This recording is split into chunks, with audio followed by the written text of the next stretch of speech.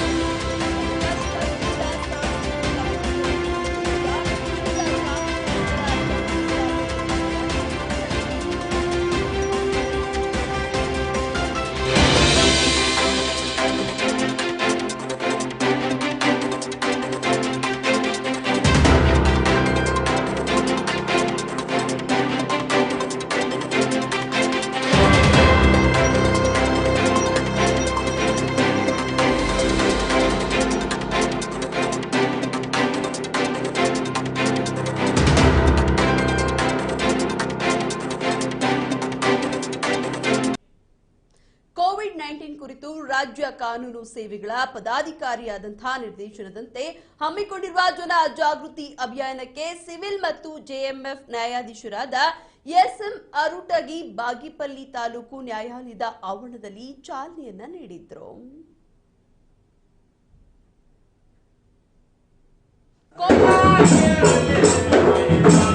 ಆರೋಗ್ಯ ಇಲಾಖೆ ಎಲ್ಲ ಇಲಾಖೆಯ ಸಂಯುಕ್ತ ಹೆಸರದಲ್ಲಿ ಇವತ್ತು ಕೊರೋನಾ ಜಾಗೃತಿ ಆಂದೋಲನ ಹಮ್ಮಿಕೊಂಡಿದ್ದು ಮಾನ್ಯ ಉಚ್ಚ ನ್ಯಾಯಾಲಯದ ಆದೇಶ ಪ್ರಕಾರ ನಾವು ಈ ದಿನ ಕೊರೋನಾ ವಿರುದ್ಧ ಹೋರಾಡಬೇಕಂತ ಹೇಳುತ್ತಾ, ಕೊರೋನಾ ಮಹಾಮಾರಿ ತಾವೆಲ್ಲ ನೋಡ್ತಾ ಇದ್ದೀರಿ. ಇದಕ್ಕೆ ಯಾವುದೇ ಲಸಿಕೆ ಈಗ ಲಭ್ಯ ಇರೋದಿಲ್ಲ. ಆ ಲಸಿಕೆ ಕಂಡುಹಿಡಿಯೋ ತನಕ ನಾವು ಮಾಸ್ಕ್ ಧರಿಸೋದು ಹಾಗೂ ಸಾಮಾಜಿಕ ಅಂತರ ಕಾಯ್ಕೊಳ್ಳೋದು ಮಾಡ್ಬೋದು. ಈಗೆಲ್ಲ ತಾವು ನೋಡ್ತಾ ಇರ್ತೀರಿ, ಸಾಕಷ್ಟು ಜನ ಹಂಗೆ ತಿರುಗಾಡ್ತಿರ್ತಾರೆ. ಸೊ ಇದರಿಂದ ನಾವು ಸಾಮಾಜಿಕ ಅಂತರ ಕಾಪಾಡ್ಕೊಂಡಿದ್ರೆ ಹಾಗೂ ಮಾಸ್ಕ್ ಧರಿಸದೇ ಇದ್ದರೆ ನಾವು ಕೊರೋನಾನ ಯಾವತ್ತಿಗೂ ಕೂಡ ಕಡಿಮೆ ಮಾಡೋಕ್ಕಾಗಲ್ಲ. ಆದ್ದರಿಂದ ಇವತ್ತು ಕೊರೋನಾ ಜಾಗೃತಿ ಅಭಿಯಾನ ಕಾರ್ಯಕ್ರಮ ಆಂದೋಲನ ಮಾಡ್ತಾ ಇದ್ದೀವಿ. ಇದಕ್ಕೆಲ್ಲರೂ ನಮ್ಮ ಸಹಾಯ ಸಹಕಾರ ಅಗತ್ಯ ಅಂತ ಹೇಳ್ತಾ, ಮತ್ತು ಈ ಕೊರೋನಾ ವಿರುದ್ಧ ನಾವೆಲ್ಲ ಕೂಡ ಅಂದರೆ ನಾವು ಏನಾದರೂ ಹೊರಗಡೆ ಹೋಗಿದ್ರೆ ಆಗಾಗ ಕೈ ಸ್ವಚ್ಛತೆ ತಗೊಳ್ಳೋದು, ಅಲ್ಲದೆ ಮನೆಯಿಂದ ಹೊರಗೆ ಹೋಗುವಾಗ ಮಾಸ್ಕ್ ಹಾಕೋದು, ಮತ್ತು ಈ ಜನಸಂದಣಿಯಲ್ಲಿ ಸಾಮಾಜಿಕ ಅಂತರ ಕಾಪಾಡ್ಕೊಳ್ಳೋದು, ಮತ್ತು ಏನಾದರೂ ಸಿಂಪ್ಟಮ್ ಜ್ವರ ಕೆಮ್ಮು ನೆಗಡಿ ಏನಾದರೂ ಇದ್ದರೆ ನಾವು ಅದನ್ನು ತಕ್ಷಣ ನಾವು ವೈದ್ಯಾಧಿಕಾರಿಗೆ ಸಂಪರ್ಕಿಸಬೇಕು. ಅಲ್ಲದೆ ಕೆಮ್ಮುವಾಗ ಅಥವಾ ಸೀನುವಾಗ ನಾವು ಕರವಸ್ತ್ರನ ಅಥವಾ ಮಾಸ್ಕನ್ನು ಹಾಕ್ಕೊಂಡ್ರೆ ನಮಗೆ ಈ ರೋಗದ ವಿರುದ್ಧ ನಾವು ಈ ರೋಗವನ್ನು ಸಂಪೂರ್ಣವಾಗಿ ತಡೆಗಟ್ಟಬಹುದು ಅಂತ ಹೇಳ್ತಾ, ಇದಕ್ಕೆ ಅವಕಾಶ ಮಾಡಿಕೊಟ್ಟಂಥ ಎಲ್ಲರಿಗೂ ಎಲ್ಲ ಇಲಾಖೆಗೂ ಕೂಡ ನಾನು ಕೃತಜ್ಞತೆ ಸಲ್ಲಿಸ್ತೀನಿ. ಹಾಗೂ ಈ ಆರೋಗ್ಯ ಇಲಾಖೆ ನಮ್ಮ ಆರೋಗ್ಯಾಧಿಕಾರಿಗಳಿದ್ದಾರೆ, ಅವರು ಈ ಬಗ್ಗೆ ಒಂದೆರಡು ಮಾತಾಡ್ಬೇಕಂತ ಕೇಳ್ತೀನಿ. ಈ ವಿರುದ್ಧ ನಾವು ಹೋರಾಡ್ತಿದ್ದೀವಿ. ಅದರ ಒಂದು ಭಾಗದಲ್ಲಿ ಇವತ್ತು ಆಂದೋಲನ ಮಾಡ್ತಾಯಿದ್ದೀವಿ, ಜಾಗೃತಿ ಆಂದೋಲನ. ಇದರ ಹಿನ್ನೆಲೆ ಏನಂತಪ್ಪ ಅಂತಂದರೆ, ನಮಗೆಲ್ಲ ಗೊತ್ತೇ ಇದೆ, ಪ್ರತಿನಿತ್ಯ ಹೆಚ್ಚು ನಾವು ಪರೀಕ್ಷೆಗಳನ್ನು ಮಾಡ್ತಾಯಿದ್ದೀವಿ. ಅದೇ ರೀತಿ ಪಾಸಿಟಿವ್ ಕೇಸಸ್ ಹೆಚ್ಚಾಗ್ತಾ ಇದೆ. ಈ ಹಿನ್ನೆಲೆಯಲ್ಲಿ ಈ ಮಹಾಮಾರಿಯನ್ನು ತಡೆ ಒಡ್ಬೇಕಂತಂದರೆ ಕೇವಲ 3 ಏನು ನಮ್ಮ ಹತ್ರ ಮಂತ್ರಗಳಿದ್ದಾವೆ. ಒಂದು ಮಾಸ್ಕ್ ಧರಿಸಬೇಕು, ಇನ್ನೊಂದು ಕಡ್ಡಾಯವಾಗಿ ಅಂತರ ಪಾಲಿಸಬೇಕಾಗುತ್ತೆ, ಆಮೇಲೆ ಸ್ಯಾನಿಟೈಸ್ ಮಾಡ್ಕೋಬೇಕಾಗುತ್ತೆ. ಇದಕ್ಕಿಂತ ಮುಂದುವರೆದ ಭಾಗ ಏನಂದರೆ, ಪ್ರತಿಯೊಬ್ಬರೂ ವಾಲಂಟ್ರಿ ಆಗಿ ಬಂದು ತಮ್ಮ ಟೆಸ್ಟಿಂಗ್ ಮಾಡ್ಕೋಬೇಕಾಗ್ತದೆ. ಟೆಸ್ಟಿಂಗ್ನ ನಾವು ಭಾಳಷ್ಟು ಇಂಪ್ರೂವ್ಮೆಂಟ್ ಮಾಡ್ತಾಯಿದ್ದೀವಿ. ದಿನ 500-600 ಟೆಸ್ಟ್ ಮಾಡ್ತಾಯಿದ್ದೀವಿ. ಎಲ್ಲರೂ ಸಾರ್ವಜನಿಕರು ಸಹಕರಿಸಿದ್ದೇ ಆದರೆ ನಮ್ಮ ಬಾಗೇಪಲ್ಲಿಯಲ್ಲಿ ಡೆಫಿನೆಟ್ ಆಗಿ ನಾವು ಇದನ್ನು ಕಂಟ್ರೋಲ್ಗೆ ತರ್ತೀವಿ ಕೂಡ.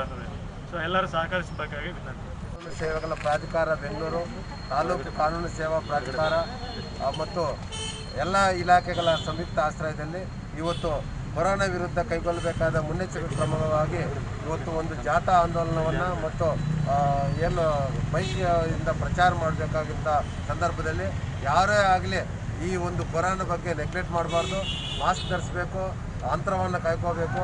ಆಮೇಲೆ ನೆಗ್ಲೆಕ್ಟ್ ಮಾಡ್ದಿರ ಯಾರೇ ಆಗಲಿ ಒಂದು ಸ್ವಚ್ಛತೆಯಿಂದ ಕಾಪಾಡಿಕೊಂಡಿದ್ದು ಆಮೇಲೆ ಅವರ ಆರೋಗ್ಯವನ್ನು ಕಾಪಾಡಬೇಕಾಗಿದೆ. ಯಾಕಂತಂದರೆ ಇದು ಭಯಂಕರವಾದಂಥ ರೋಗ ಆಗಿರೋದ್ರಿಂದ ಯಾರಿಂದ ಯಾರಿಗೆ ಏನಾಗುತ್ತೆ ಅನ್ನೋದು ನಾವು ಏನು ಹೇಳಲಿಕ್ಕೆ ಆಗ್ತಾ ಇಲ್ಲ. ಸೊ ಆದ್ದರಿಂದ ಎಲ್ಲರೂ ಮುನ್ನೆಚ್ಚರಿಕೆ ಕ್ರಮಗಳಿಂದ ಎಲ್ಲರೂ ಚಾನ್ಸ್ ತಪ್ಪದೆ ಮಾಸ್ಕ್ ಧರಿಸಬೇಕಂತ ಈ ಸಂದರ್ಭದಲ್ಲಿ ನಾನು ವಿನಂತಿಸ್ಕೊಳ್ತೀನಿ. ಆರೋಗ್ಯ ಇಲಾಖೆ ಎಲ್ಲ ಇಲಾಖೆಯ ಸಂಯುಕ್ತ ಆಶ್ರಯದಲ್ಲಿ ಇವತ್ತು ಕೊರೋನಾ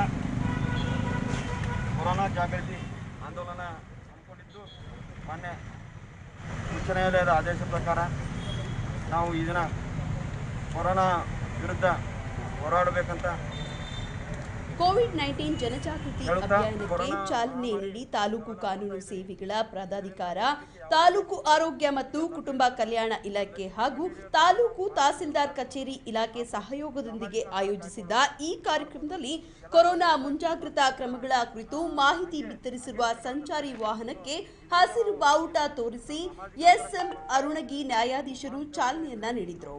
ಬಳಿಕ ಉಪಸ್ಥಿತರಿದ್ದಂತಹ ನ್ಯಾಯಾಧೀಶರು, ನ್ಯಾಯಾಲಯದ ಸಿಬ್ಬಂದಿ, ಆಶಾ ಕಾರ್ಯಕರ್ತರು ಮತ್ತು ಸಾರ್ವಜನಿಕರಿಗೆ ಕೊರೋನಾ ನಿಯಂತ್ರಣಕ್ಕಾಗಿ ಪ್ರತಿಜ್ಞಾ ವಿಧಿಯನ್ನ ಬೋಧಿಸಿದ್ರು. ಈ ಕಾರ್ಯಕ್ರಮದಲ್ಲಿ ವಕೀಲರು ಸಂಘದ ಅಧ್ಯಕ್ಷರಾದಂತಹ ನಂಜುಂಡಪ್ಪ, ತಹಸೀಲ್ದಾರ್ ಎಂ ನಾಗರಾಜ್, ಮಂಜುನಾಥ್, ಇಒ, ತಾಲೂಕು ಆರೋಗ್ಯ ಅಧಿಕಾರಿ ಡಾಕ್ಟರ್ ಸತ್ಯನಾರಾಯಣ ರೆಡ್ಡಿ, ರಾಜೇಂದ್ರ ಪ್ರಸಾದ್, ಪಂಕಜ ರೆಡ್ಡಿ, ಸುಧಾಕರ್, ಮಂಜುಳಾ, ಪ್ರಸನ್ನಕುಮಾರ್ ಇನ್ನು ಮುಂತಾದ ಪ್ರಮುಖರು ಈ ಕಾರ್ಯಕ್ರಮದಲ್ಲಿ ಪಾಲ್ಗೊಂಡಿದ್ರು. ತಕ್ಷಣ ನಾವು ವೈದ್ಯಾಧಿಕಾರಿಗೆ ಸಂಪರ್ಕಿಸಬೇಕು. ಅಲ್ಲದೆ ಕೆಮ್ಮುವಾಗ ಅಥವಾ ಸೀನುವಾಗ ನಾವು ಕರವಸ್ತ್ರನ ಅಥವಾ ಮಾಸ್ಕನ್ನು ಹಾಕೊಂಡ್ರೆ ನಮಗೆ ಈ ರೋಗದ ವಿರುದ್ಧ ನಾವು ಈ ರೋಗವನ್ನು ಸಂಪೂರ್ಣವಾಗಿ ತಡೆಗಟ್ಟಬಹುದು ಅಂತ ಹೇಳ್ತಾ ಇದಕ್ಕೆ ಅವಕಾಶ ಮಾಡಿಕೊಟ್ಟಂಥ ಎಲ್ಲರಿಗೂ ಎಲ್ಲ ಇಲಾಖೆಗೂ ಕೂಡ ನಾನು ಕೃತಜ್ಞತೆ ಸಲ್ಲಿಸ್ತೀನಿ. ಹಾಗೂ ಈ ಆರೋಗ್ಯ ಇಲಾಖೆ ನಮ್ಮ ಆರೋಗ್ಯಾಧಿಕಾರಿಗಳಿದ್ದಾರೆ, ಅವರು ಈ ಬಗ್ಗೆ ಒಂದೆರಡು ಮಾತಾಡ್ಬೇಕಂತ ಕೇಳ್ತೀನಿ. ಈ ವಿರುದ್ಧ ನಾವು ಹೋರಾಡ್ತಿದ್ದೀವಿ. ಅದರ ಒಂದು ಭಾಗದಲ್ಲಿ ಇವತ್ತು ಆಂದೋಲನ ಮಾಡ್ತಾ ಇದ್ದೀವಿ, ಜಾಗೃತಿ ಆಂದೋಲನ. ಹಗರಿ ಬೊಮ್ಮನಹಳ್ಳಿ ತಾಲೂಕಿನ ಹಂಪಪಟ್ಟಣ ಗ್ರಾಮದಲ್ಲಿ ನವರಾತ್ರಿಯ ಪ್ರಯುಕ್ತ ಗಂಗೆ ಪೂಜೆ ಮಾಡುವ ಮೂಲಕ ಪ್ರಮುಖ ಬೀದಿಗಳಲ್ಲಿ ಪಲ್ಲಕ್ಕಿಯಿಂದ ದೇವಿಯ ಮೂರ್ತಿಗಳನ್ನು ತರಿಸಲಾಯಿತು. ಘಟನಾ ಸ್ಥಾಪನೆ ಪ್ರತಿನಿತ್ಯ ಮಾರುತಿ ಭಜನೆ ಮಂಡಳಿಯಿಂದ ಭಜನೆ ಪೂಜೆಯನ್ನ ಹಮ್ಮಿಕೊಳ್ಳಲಾಗಿತ್ತು.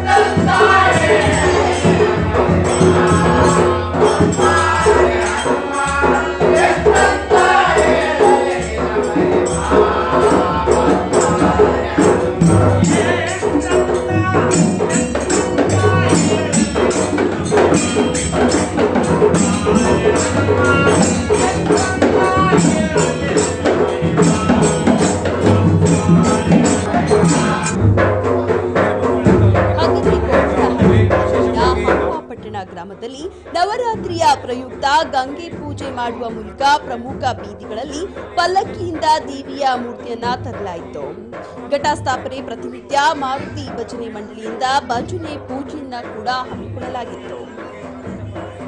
ದಸರಾ ಹಬ್ಬದ ಪ್ರಯುಕ್ತ ಪ್ರತಿ ವರ್ಷದಂತೆ ಶ್ರೀ ಆಂಜನೇಯ ದೇವಸ್ಥಾನದಲ್ಲಿ ದಸರಾ ಪ್ರಯುಕ್ತ ದೇವರನ್ನ ಗಂಗೆಗೆ ಕರ್ಕೊಂಡು ಹೋಗಿ ಇಲ್ಲಿ ಗಂಗಾ ಸ್ನಾನ ಮಾಡ್ಕೊಂಡ್ಬಂದು ಇಲ್ಲಿ ವರ್ಷ ಪ್ರಕಾರ ಪುರೋಹಿತರ ನೇತೃತ್ವದಲ್ಲಿ ಮತ್ತು ಯಜಮಾನರ ಮತ್ತು ಎಲ್ಲರೂ ರೈತರು ಬಾಂಧವರು ಪ್ರತಿಯೊಬ್ಬರು ಕಾಳಿ ಕಳಸ ಡೊಳ್ಳೆರೆಲ್ಲ ಸೇರಿ ಕೆಳಗೆ ಕಾಸು ಕಳಸವನ್ನು ಇಟ್ಟು ಮತ್ತು ದೇವರನ್ನು ಪ್ರತಿಷ್ಠಾಪನೆ ಮಾಡಿ 9 ದಿವಸ ಏನು ಪೂಜೆ ಬಂದಿರ್ತವಲ್ಲ 9 ದಿವಸ ಪೂಜೆ ನಡೆಯುತ್ತೆ. ಪ್ರತಿ ದಿವಸ ಪೂಜೆ ನಡೆದ ಮೇಲೆ 9ನೇ ದಿವಸದಿಂದ ಅವತ್ತು ಬನ್ನಿ ಮಾಡಿಕ್ಕೆ ಹೋಗ್ಬೇಕಲ್ಲ, ಈ ಆಂಜನೇಯ ಸ್ವಾಮಿಯನ್ನ ಡೊಳ್ಳು ಮೆರವಣಿಗೆ ಪ್ರತಿಯೊಂದು ಎಲ್ಲ ರೀತಿಯಿಂದ ಕಾಸು ಕನ್ನಡಿಯಿಂದ ಬನ್ನಿ ಮರ ಬನ್ನಿ ಮರ ಇದೆ. ಆ ಬನ್ನಿ ಮರದಲ್ಲಿ ನಂತರ ಬನ್ನಿ ಮಾಡೋದು ಊರಿಗೆ ಬಂದಮೇಲೆ ದೇವರನ್ನ ಪ್ರತಿಷ್ಠಾಪನೆ ಅಂದರೆ ಇದೆಲ್ಲ ಸಾಂಪ್ರದಾಯ ಅಂತ ಅಣ್ಣ ತಮ್ಮ ತಂದೆ ತಾಯಿ ಎಲ್ಲ ಬಿಟ್ಟು ಬನ್ನಿ ಕೊಡ್ತಾ ಇದ್ದು ಯಾವತ್ತಿನ ನಡ್ಕೊಂಡು ಬಂದಿರ್ತಕ್ಕಂಥ ಒಂದು ಪದ್ಧತಿ, ಊರಿನ ಪದ್ಧತಿ. ಹಂಪಾಪಟ್ಟಣ ಗ್ರಾಮದಲ್ಲಿ ಇದು ಇವತ್ತಿಂದಲ್ಲ, ಇದು ಈ ಭೂಮಿ ಹುಟ್ಟು ದೇವರು ನಿರ್ಮಾಣ ಮಾಡಿದಕ್ಕೆ ಕನಿಷ್ಠ ಇಲ್ಲ ಅಂದ್ರೆ ಒಂದು 2000 ವರ್ಷದಿಂದ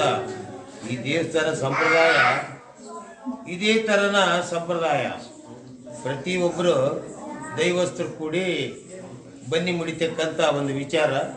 ಈ ಬನ್ನಿ ಹಬ್ಬದಲ್ಲಿ ಪ್ರತಿಯೊಬ್ಬರು ತಂದೆ ತಾಯಿಗೆ ಬನ್ನಿ ಮುಡಿಯೋದು, ದೇವರಿಗೆ ಧೂಪ ಹಾಕೋದು, ದೇವರಿಗೆ ನೈವೇದ್ಯ ಮಾಡೋದು ಒಂದು ವಿಚಾರ ನೋಡಿದರೆ ಭಾಳ ಆಶ್ಚರ್ಯವಾದ ವಿಚಾರ. ಪ್ರತಿ ವರ್ಷ ಇದರಂತೆ ಯಾವ ಕಾಲದಿಂದಲೂ ಆಗ ಬಂದೈತಿ. ಇದು ನಾವು ಸುಧನ ಇದೇ ಥರನ ಇದು ಮಾಡ್ಕೊಂತ ಹೊಂಟೀವಿ. ಆದರೆ ಈ ಕೊರೋನಾ ಹೆಚ್ಚಿಗಾಗಿ ಬಹುಜನ ಕೂಡಿಲ್ಲ. ಮೊದಲ ಅಂದರೆ ಒಂದು 15 ಮಂದಿ 20 ಮಂದಿ ಇದ್ದಾರೆ. ಅದಕ್ಕಾಗಿ ನಾವೆಲ್ಲ ಸಂಪ್ರದಾಯ ಪ್ರಕಾರ 9 ದಿವಸ ನವರಾತ್ರಿ ಪೂಜೆ ನಡೀತೈತಿ. ಪೂಜೆ ನಡೆದ ತಕ್ಷಣಕ್ಕೆ ಆ 9 ದಿವಸ ನವರಾತ್ರಿ ಮುಗಿದಿಂದೆ ಆ ದೇವರು ಬನ್ನಿ ಮುಡ್ಲಿಕ್ಕೆ ಹೋಗಿ ಬನ್ನಿ ಅಲ್ಲಿಂದ ಬನ್ನಿ ಪತ್ರಿ ತಗೊಂಬಂದು ಊರಿನಲ್ಲೆಲ್ಲ ಗುರು ಹಿರಿಯರಿಗೆ ಕೊಟ್ಟು ದೇವಸ್ಥಾನಕ್ಕೆ ಹೋಗಿ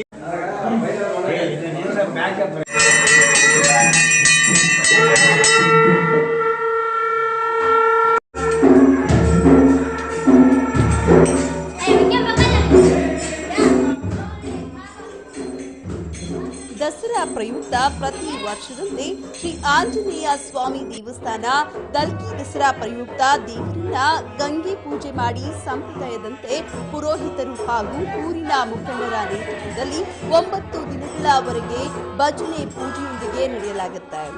2000 ವರ್ಷಗಳ ಸಂಪ್ರದಾಯವನ್ನ ಊರಿನವರು ಆಚರಿಸಿಕೊಂಡು ಬಂದಿದ್ದಾರೆ.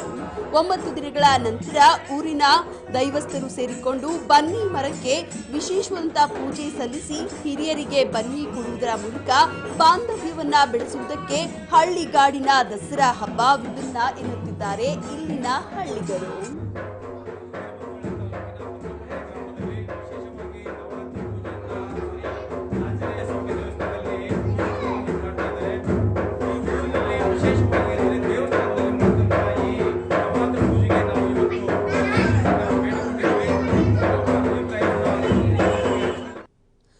ದಿನಗಳ ಹಿಂದೆಯಷ್ಟೇ ಭಾರೀ ಮಳೆಯಿಂದ ಸಾವು ನೋವು ಮತ್ತು ಅಪಾರ ಹಾನಿಗೆ ಒಳಗಾಗಿದ್ದ ತೆಲಂಗಾಣ ರಾಜಧಾನಿ ಹೈದರಾಬಾದ್ಗೆ ಮತ್ತೆ ವರುಣಾಘಾತವಾಗಿದೆ. ಮುತ್ತಿನ ನಗರಿಯಲ್ಲಿ ನಿನ್ನೆಯಿಂದ ಸುರಿಯುತ್ತಿರುವ ಧಾರಾಕಾರ ಮಳೆಯಿಂದಾಗಿ ಅನೇಕ ಪ್ರದೇಶಗಳು ಜಲಾವೃತವಾಗಿದ್ದು ಜನರ ಜೀವನ ಅಸ್ತವ್ಯಸ್ತವಾಗಿದೆ.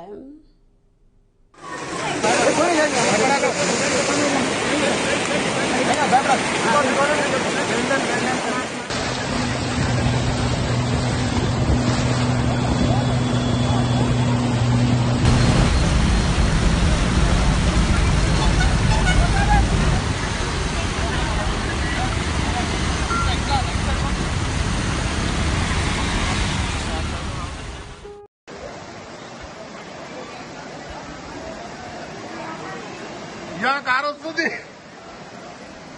ఒక రేంజ్ స్పీడ్ లో వస్తుంది కార్. అది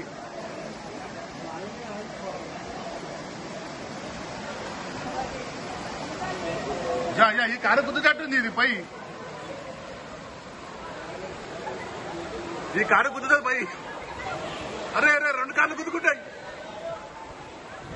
అయ్యా అయ్యా అయ్యా కారు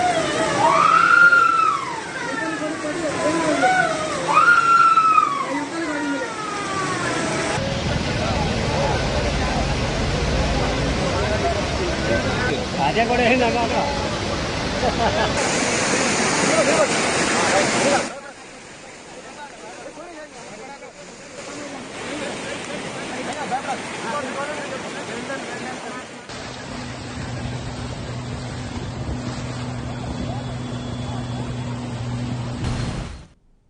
ಕನ್ನಡದ ಹಲವಾರು ಧಾರಾವಾಹಿಗಳಲ್ಲಿ ನಟಿಸಿದ್ದ ಪ್ರಸಿದ್ಧ ನಟ ಬರಹಗಾರ ಕೃಷ್ಣ ನಾಡಿಗ್ ಹೃದಯಾಘಾತದಿಂದ ನಿಧನರಾಗಿದ್ದಾರೆ.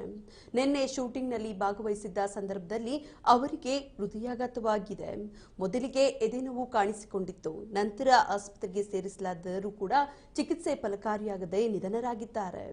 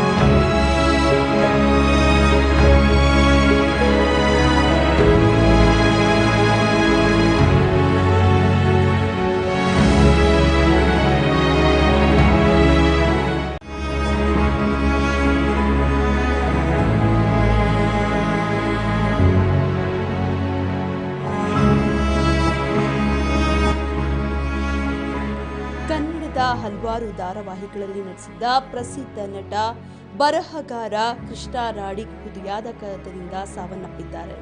ನಿನ್ನೆ ಶೂಟಿಂಗ್ನಲ್ಲಿ ಭಾಗವಹಿಸಿದ್ದ ಸಂದರ್ಭದಲ್ಲಿ ಅವರಿಗೆ ಹೃದಯಾಘಾತವಾಗಿದೆ.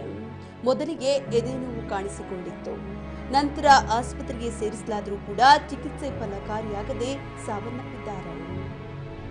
ಮಿಲನ, ದೇವಿ, ಪಾರು ಮುಂತಾದ ಧಾರಾವಾಹಿಗಳಲ್ಲಿ ಇವರು ನಟಿಸಿದ್ರು. ಸುಮಾರು 4 ದಶಕಗಳಿಂದ ಕನ್ನಡ ಚಿತ್ರರಂಗದಲ್ಲಿ ನಟ, ಬರಹಗಾರರಾಗಿ ಗುರುತಿಸಿಕೊಂಡವರು. ಚಿತ್ರರಂಗದಲ್ಲಿ ಇವರ ಸಾಧನೆಗೆ ಕೆಂಪೇಗೌಡ ಪ್ರಶಸ್ತಿ ಕೂಡ ಲಭಿಸಿತ್ತು. ಇವರು ಪತ್ನಿ ಗೀತಾ ಹಾಗೂ 3 ಪುತ್ರಿಯರನ್ನ ಈಗ ಅಗಲಿದ್ದಾರೆ. ಚಿಕ್ಕಮಗಳೂರಿನ ಕಡೂರಿನ ಕೃಷ್ಣ ಅವರ ತಾಯಿ ವೀಣಾ ವಾದಕಿಯಾಗಿದ್ರು. ತಂದೆ ಕೊಳಲು ವಾದಕರಾಗಿ ಹಾಗೂ ಸಂಗೀತ ನಿರ್ದೇಶಕರು ಕೂಡ ಆಗಿದ್ರು. ಆದ್ದರಿಂದಲೇ ಹುಟ್ಟಿನಿಂದಲೇ ಸಂಗೀತ ಸಾಹಿತ್ಯದ ಒಡನಾಟ ಹೊಂದಿದ್ದ ಕೃಷ್ಣ ಅವರಿಗೆ ಚಿತ್ರ ನಿರ್ದೇಶಕರಾಗಬೇಕು ಎಂದು ಬಹು ವರ್ಷಗಳಿಂದ ಅವರು ಅಂದುಕೊಂಡಿದ್ರು. ಆದರೆ ಆ ಕನಸು ನನಸಾಗಲೇ ಇಲ್ಲ.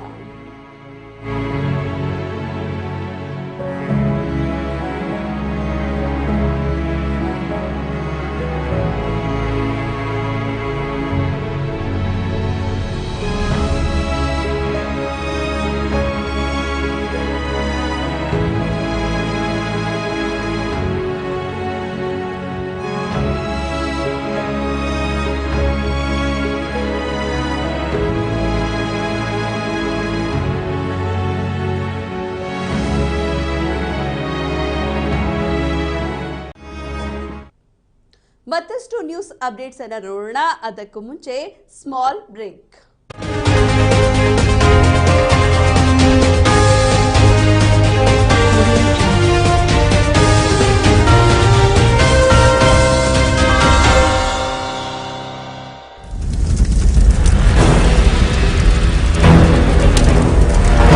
P3 media network private limited ಅರ್ಪಿಸುವ P3 ನ್ಯೂಸ್ ಕನ್ನಡ ಸಾಕಷ್ಟು ಹೊಸತನದೊಂದಿಗೆ ನಿಮ್ಮ ಮುಂದೆ.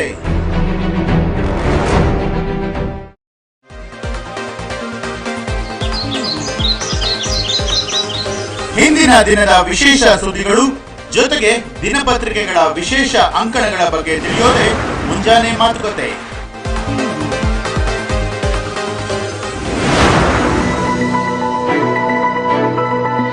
ಪ್ರಮುಖ ಸುದ್ದಿಗಳ ಜೊತೆಗೆ ಕ್ಷಣ ಕ್ಷಣದ ಬ್ರೇಕಿಂಗ್ ನ್ಯೂಸ್.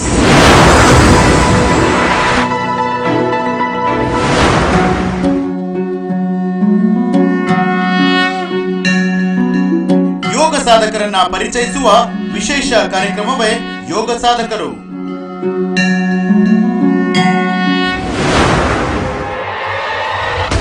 ಕಿರುಚಿತ್ರಗಳಲ್ಲಿನ ಹೊಸ ಪ್ರತಿಭೆಗಳ ಅನಾವರಣ, ಅದುವೇ ಕಿರುಚಿತ್ರ ಜನರ ಹತ್ರ. ನಿಗೂಢತೆ, ಕೌತುಕಗಳನ್ನ ಒಳಗೊಂಡಿರುವ ಅಚ್ಚರಿಗಳ ಗುಚ್ಛವೇ ಅದ್ಭುತ ಭಾರತ.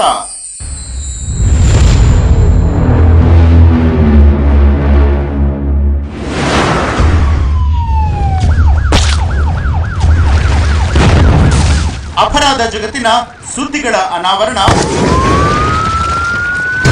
Crime file. ಮಹಿಳೆಯರಲ್ಲಿ ಅಡಗಿರುವ ಪ್ರತಿಭೆಗಳನ್ನ ಹೊರತರುವ ವಿಶೇಷ ಫೋನ್ ಇನ್ ಕಾರ್ಯಕ್ರಮ. ಹೆಣ್ಣಿಗೆ ಸೀರೆ ಯಾಕೆ ಚಂದ?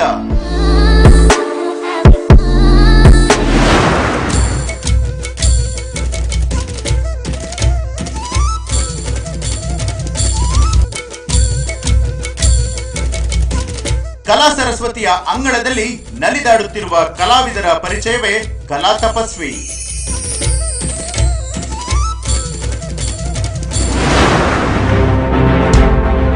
ಸುದ್ದಿಗಳ ಸಂಪೂರ್ಣ ವಿಶ್ಲೇಷಣೆ, ವಾಸ್ತವ ಸಂವಾದ ನಮ್ಮ ಸಂಪಾದಕರ ಜೊತೆ. ಇದೆ ಸುದ್ದಿ ವಿತ್ ಕ್ಯಾಪ್ಟನ್.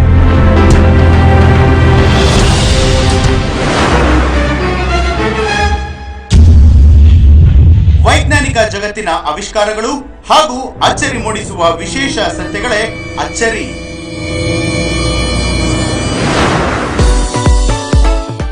ಮಹಿಳಾ ಸಾಧಕರೊಂದಿಗೆ ಸಂವಾದ, ಆರೋಗ್ಯ, ಬ್ಯೂಟಿ ಟಿಪ್ಸ್, ಫಿಟ್ನೆಸ್ ಕುರಿತಾದ ವಿಶೇಷ ಕಾರ್ಯಕ್ರಮವೇ ಮಾಲಿನಿ.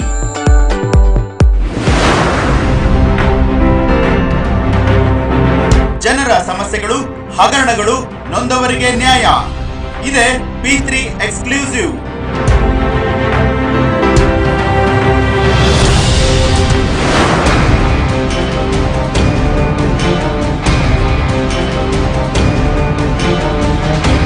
ದೇಶಕ್ಕಾಗಿ ಮಡಿದ ಸಾವಿರಾರು ವೀರರನ್ನ ಪರಿಚಯಿಸುವುದೇ ಧೀರೋದ್ಧಾತರು.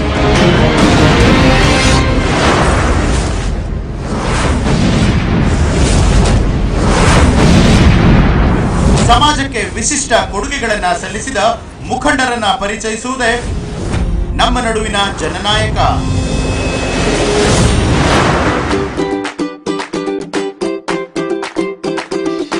ವಿಶಿಷ್ಟ ಅಡುಗೆಗಳ ರಸದೌತಣವೇ ಅಡುಗೆ ಮನೆ.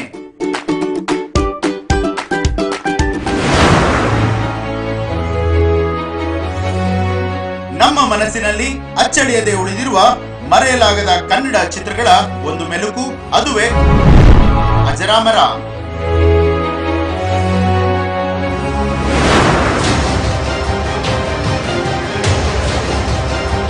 ನಮ್ಮ ಕರುನಾಡು 30 ಜಿಲ್ಲೆ, 30 ವೈಶಿಷ್ಟ್ಯ, ವಿಭಿನ್ನ ಆಚರಣೆ, ಭಾಷಾ ಸಂಸ್ಕೃತಿ, ವೈಭವಪೂರ್ಣ ಇತಿಹಾಸ. ಇದೆ ಜಿಲ್ಲಾ ದರ್ಶನ.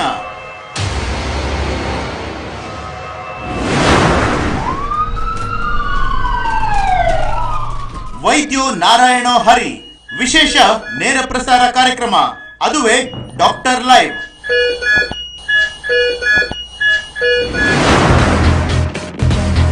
ನಿವೇಶನಗಳ, ಅಪಾರ್ಟ್ಮೆಂಟ್ಗಳ ಖರೀದಿ, ಗ್ರಾಹಕರಿಗೆ ಖರೀದಿ ಮಾಡುವಲ್ಲಿರುವಂತಹ ಗೊಂದಲಗಳನ್ನ ನಿವಾರಿಸುವುದು P3 ರಿಯಲ್ ಎಸ್ಟೇಟ್.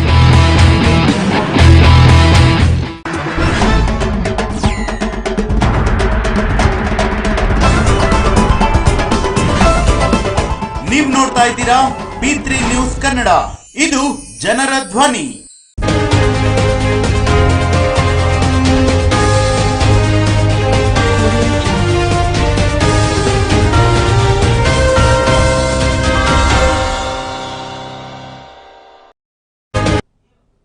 ಬ್ರೇಕ್ ನಂತರ ನ್ಯೂಸ್ ಅಟ್ 1 PM ಮತ್ತೆ ಸ್ವಾಗತ. ಚುನಾವಣೆಯನ್ನ ಎದುರಿಸಲು ಬಿಜೆಪಿ ಬಳಲುತ್ತಿರುವ ಹಿಂಬದಿಯ ಅನೀತಿ ಮಾರ್ಗಗಳು ಹೀನಾಯ ಮಾರ್ಗವಾಗಿದೆ. ಎಫ್ಐಆರ್ ಹಾಕುವ ಮೂಲಕ ನನ್ನನ್ನ ಹಿಮ್ಮೆಟ್ಟಿಸಬಹುದು, ಆತ್ಮಸ್ಥೈರ್ಯ ಕುಗ್ಗಿಸಬಹುದು ಎಂದು ಬಿಜೆಪಿ ನಾಯಕರು ಅಂದುಕೊಂಡಿದ್ರೆ ಅದು ಅವರ ತಪ್ಪು ಎಂದು ಕುಸುಮಾ ಅವರು ತಿಳಿಸಿದ್ದಾರೆ.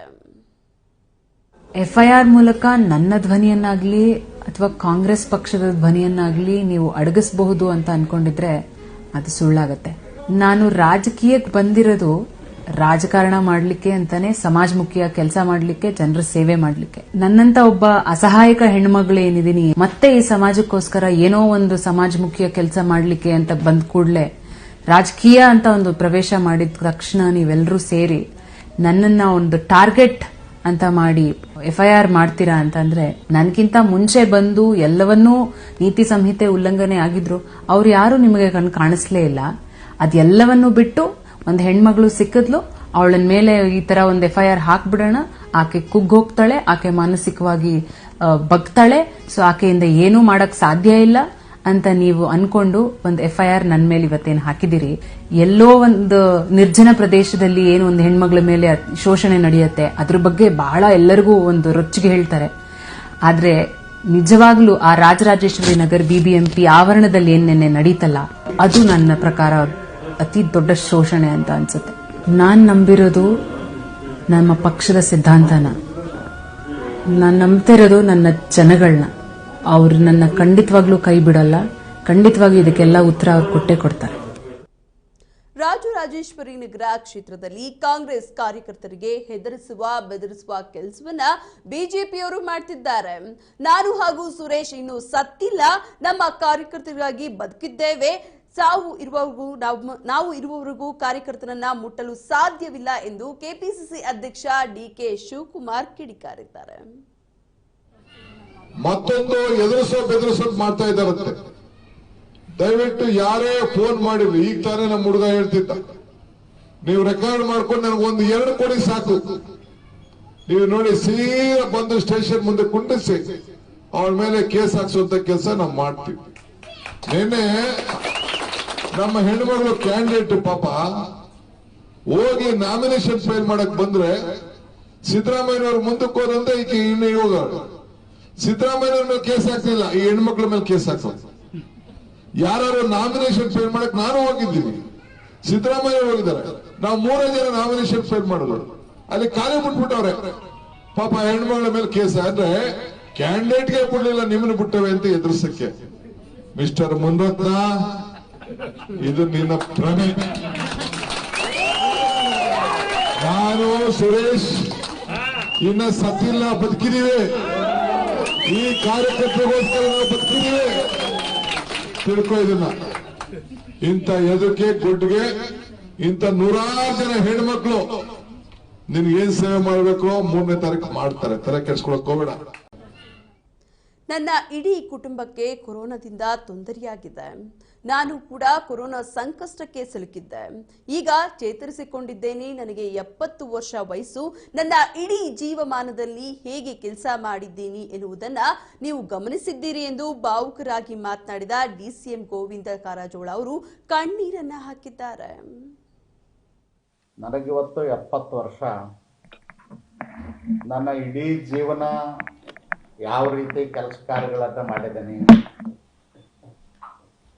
ಕಳೆದ 6 ತಿಂಗಳು ಕರೋನಾ ಸಂಕಷ್ಟದ ಕಾಲದಲ್ಲಿ ಯಾವ ರೀತಿ ಕೆಲಸ ಮಾಡಿದ್ದೀನಿ, ಇಡೀ ಮಾಧ್ಯಮ ಗಮನಿಸಿದೆ, ಇಡೀ ನಾಡಿನ ಜನ ಗಮನಿಸಿದಾರ. ಇವತ್ತು ನನ್ನ ಇಡೀ ಕುಟುಂಬ ಕರೋನಾ ಸಂಕಷ್ಟದಿಂದ ಬಳಲ್ತಕ್ಕಂಥ ಸಂದರ್ಭದಲ್ಲಿ ನನಗೆ ಹೆಚ್ಚು ಕೆಲಸ ಕಾರ್ಯಗಳನ್ನು, ನಾನು ಕೋವಿಡ್ ಸಂಕಷ್ಟದಲ್ಲಿ ಇರೋದ್ರಿಂದ ಹೆಚ್ಚು ಕೆಲಸ ಕಾರ್ಯಗಳನ್ನು ಮಾಡಲಿಕ್ಕೆ ಆಗದೇ ಇರೋ ಕಾರಣಕ್ಕಾಗಿ ಸ್ವತಃ 600 ಕಿಲೋಮೀಟ್ರ್ 700 ಕಿಲೋಮೀಟ್ರ್ ಟ್ರಾವೆಲ್ ಮಾಡಿ ಹೋಗದೇ ಇರೋ ಕಾರಣಕ್ಕಾಗಿ ಮುಖ್ಯಮಂತ್ರಿಗಳು ಕಲಬುರಗಿ ಮತ್ತು ಯಾದಗಿರಿಗೆ ಸ್ವತಃ ಕಂದಾಯ ಮಂತ್ರಿಗಳನ್ನ ಕಳಿಸಿ ಅಲ್ಲಿ ಸ್ಥಿತಿಗತಿಯನ್ನು ನೋಡ್ಕೊಂಡು ಬಂದು ಪರಿಹಾರ ಮಾಡಲಿಕ್ಕೆ ಹೇಳಿದ್ರು. ಯಾವತ್ತು ಮಳೆ ಪ್ರಾರಂಭ ಆಗ್ಯದ ಅವತ್ತಿನಿಂದ ಇವತ್ತಿನವರೆಗೂ ನಿರಂತರವಾಗಿ ನಾನು ಹಾಸ್ಪಿಟಲ್ದಲ್ಲಿದ್ದಾಗೂ ಕೂಡ ಜಿಲ್ಲಾಧಿಕಾರಿಗಳ ಜೊತೆಯಲ್ಲಿ ಇನ್ನುಳಿದ ಅಧಿಕಾರಿಗಳ ಜೊತೆಯಲ್ಲಿ ಸಂಪರ್ಕ ಮಾಡಿ ಸ್ವಲ್ಪ ಬಿಸಿ ನೀರು ತರಕ್ಕೆ ಸಂಪರ್ಕ ಮಾಡಿ ಅವ್ರಿಗೆ ಯಾವ ರೀತಿ ಕೆಲಸ ಕಾರ್ಯಗಳನ್ನು ಮಾಡಬೇಕು ಅಂಥೇಳಿ ಸೂಚನೆಗಳನ್ನು ಕೊಡ್ತಾ ಇದ್ದೀನಿ ಮತ್ತು ವರದಿಗಳನ್ನು ಪಡೀತಾ ಇದ್ದೀನಿ. ನಾನು ಭಾಳ ಸೂಕ್ಷ್ಮವಾಗಿ ಹೇಳಿದೆ, ಯಾಕಂದ್ರೆ ಪಬ್ಲಿಸಿಟಿ ಆಗಬಾರ್ದು ಅನ್ನೋ ಕಾರಣಕ್ಕಾಗಿ ನನ್ನ ಎವಿಷ್ಟು ಈ ಕ್ಷಣದ ಅಪ್ಡೇಟ್ಸ್. ಮತ್ತಷ್ಟು ಅಪ್ಡೇಟ್ಸ್ಗಾಗಿ ನೋಡ್ತಾ ಇರಿ P3 ನ್ಯೂಸ್. ಇದು ಜನರ ಧ್ವನಿ.